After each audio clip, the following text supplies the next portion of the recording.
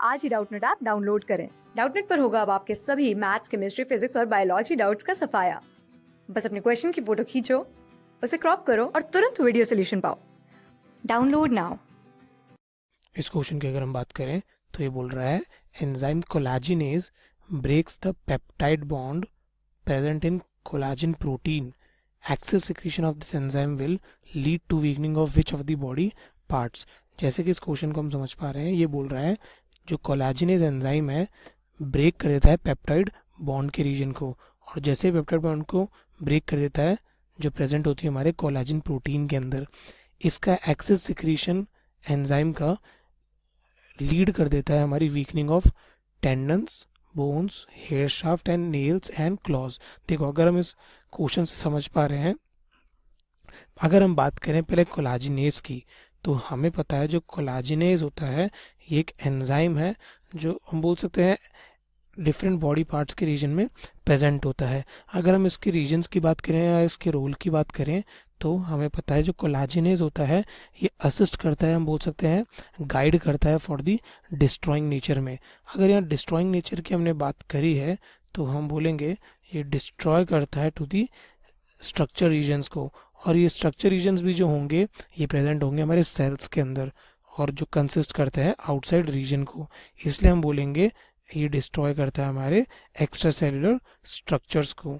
इसके साथ हम बोल सकते हैं इस कोलाजिनेज एंजाइम के रिगार्डिंग, तो वो ये है कि ये कंसिस्ट करता है डिफरेंट पैथोजेनेस बैक्टीरिया को, जब जाके ये डिफरेंट एक्टिविटीज़ के अंदर उनके ब्रेकिंग में काम देता है। अगर हम बैक्टीरिया रीजन्स की बात करें तो सबसे मोस्ट फैमिलियर एग्जांपल होगा हमारा क्लोस्ट्रीडियम का, जहाँ पे ये असिस्ट करता है और उसको ब्रेक करने में काम देता है।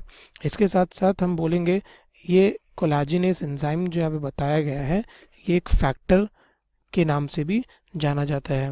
अगर हम फैक्टर रीजन्स की बात करें तो हम बोलेंगे ये कहलाएगा हमारा वायरुलेंट फैक्टर भी, क्योंकि इसकी एक्टिविटीज़ के अकॉर्डिंग।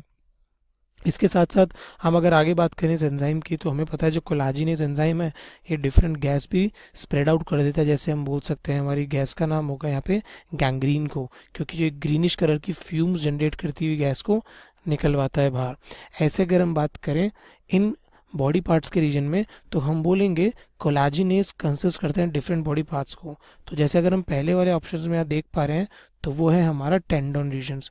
तो देखो, अगर हम टेंडोन रीजन्स की बात करें तो हमें पता है ये एक इम्पॉर्टेंट रोल प्ले करते हैं डिफरेंट एक्टिव टिश्यू लेवल्स पे, जो कंसिस्ट करते हैं और हम बोल सकते हैं फॉर्म होते हैं हमारे वाइट फाइब्रस कनेक्टिव टिश्यू से।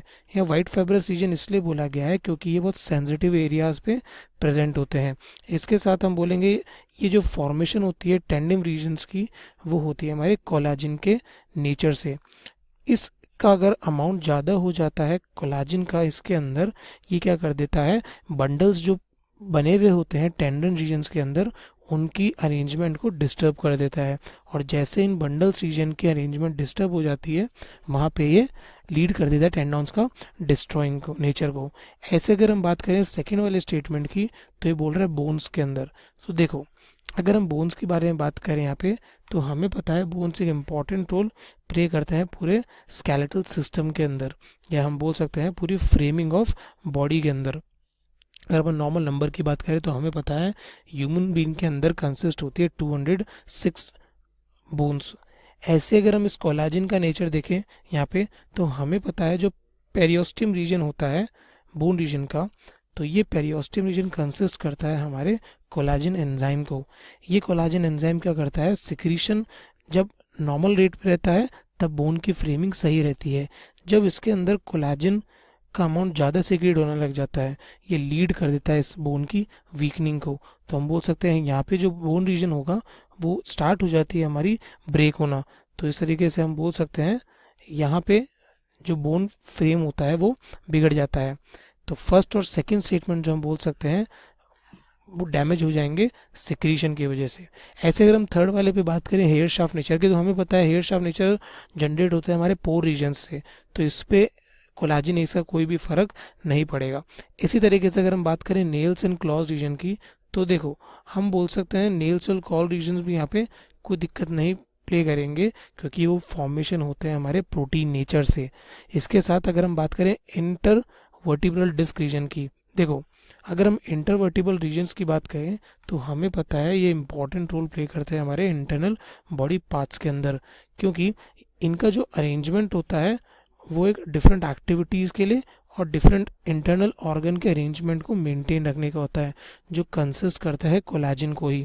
अगर इनमें भी कोलाजिन का सिक्रीशन ज़्यादा होने लग जाए, क्योंकि ये हम बोल सकते हैं बने हुए होते हैं हमारे वाइट फिब्रस रीजन से, जैसे कि हमारा टेंडन रीजन्स बना हुआ होता है, यही उसी तरीके से कनेक्टिव टिश्यू के वाइट फिब्रस पार्ट से कंसिस्ट करते हैं, जिसके अंदर अबंडेंट अमाउंट अगर कोलाजिन की ज़्यादा हो जाती है तो हम बोल सकते हैं यहाँ पे जो डिस्क रीजन्स होते हैं वो अपने इंटरनल स्ट्रक्चर जो होते हैं वो डिस्टर्ब करने लग जाते हैं।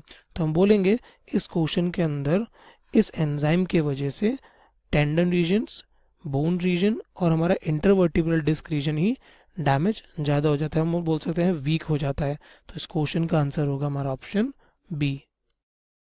क्लास 6 से 12 से लेके नीट, IIT, जेई मेंस और एडवांस के लेवल तक 10 मिलियन से ज्यादा स्टूडेंट्स का भरोसा। आज ही डाउनलोड करें डाउटनेट ऐप या व्हाट्सएप कीजिए अपने डाउट्स 8400 400 400 पर।